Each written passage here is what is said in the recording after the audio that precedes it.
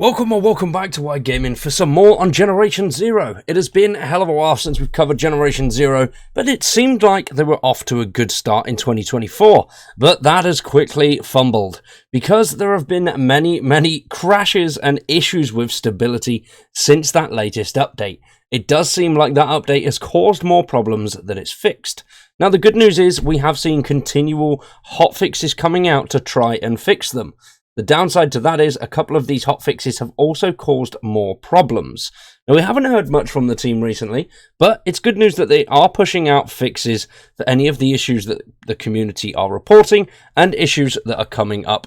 As soon as they catch the crashes and major issues, they do seem to be pushing out hotfixes, which is good news. But it's a shame because it seems like each hotfix that goes out is introducing another problem. Now, hopefully, that is not a cycle that repeats itself. We haven't had a resistance report for a couple of weeks. We should see one at the end of this week, I believe. The last resistance report was on the 26th of January, and I think they're doing them every fortnight. So the next one we should see should be next Friday. Or no, this Friday, sorry. So in just a few days' time. Now, the latest resistance report wasn't really filled with too much information about what's going on in the game, and it seems like the last dev letter was the same. I don't know what it is. I think they may be getting a little bit pissed off with people complaining about issues and the roadmap, because the previous letter from the dev team was from one of the, I think it was the producers or one of the higher-ups there, and basically going over what goes into a roadmap and what they need to actually make it, and what different members of the team do, and how they work together and interlock to form a fully functioning dev team, which can pretty much put out updates and work on the game as well as they can, which was quite an interesting insight out to how things work at a development studio. And the latest resistance report, which came out on the 26th, as I mentioned, is all about crashes and how the team find them. Now, they have said that the reason a lot of these crashes are coming through is because it is deep in the game-based code, and they're changing up, fixing a load of the older features and older bugs that were there, and by fixing up those older features and older bugs, they've uncovered older crash issues.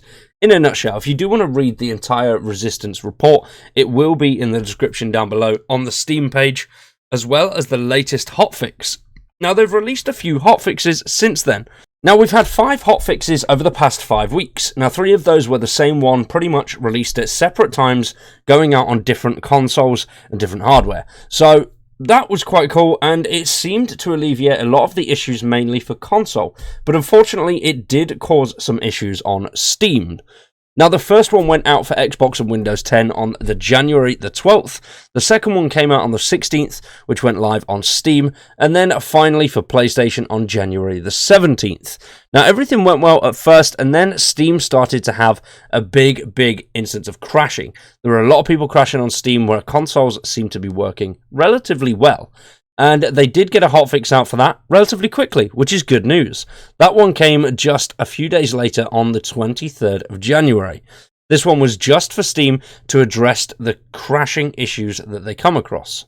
Then on January the 25th, they asked for a little bit of help from the community, which I think is quite a good thing, because then that will help alleviate some of the stress from the team, and a lot more people will be able to test the same thing, hopefully trying to figure out the same result and get the issue fixed. And you can still get into that Steam beta branch if you do want to. Now, this is obviously only on Steam, on PC, so if you do want to join it, then this is how here. And then today we saw another hotfix come out for Steam, which will hopefully address the crashing issues. From what I've seen on Discord, it has seemed to have worked for the most part, but there are still quite a few people that are crashing. So hopefully this is something that they can sort of get the kinks out of pretty quickly, because I have a feeling if this is something that continues, then obviously they'll be pulling a lot more resources onto addressing this rather than creating new content. But when it does come to new content, we do have something a little bit different coming. And that is this here, the Lunar New Year event. Now, there's no actual new content, it is just a new jacket. Which, yeah, alright, fair enough, it's cool. There's 3 different cosmetic rewards from this one, and it runs from the 9th to the 24th. So if you are a cosmetic collectible fanatic, this one will be right up your street. I myself pretty cool. Like the jacket, looks good, and just something a little bit different. Now you can get this jacket here that you see on screen from Reapers, so go farm them or get them ready. If you don't know how to prep and farm for Reapers, then this little video here will help you out. So what do you guys think to Generation Zero's start of 2024?